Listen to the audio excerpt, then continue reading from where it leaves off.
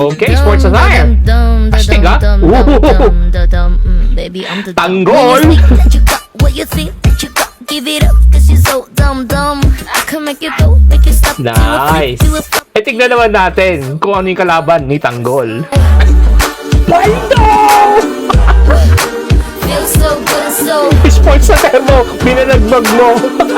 hey, so good, so nada, tada, be walking, look out, Ay, step ito out, ba, Diyos ko talking, po. shut out, let me do the Si talking. Ma'am tuwan-tuwa eh.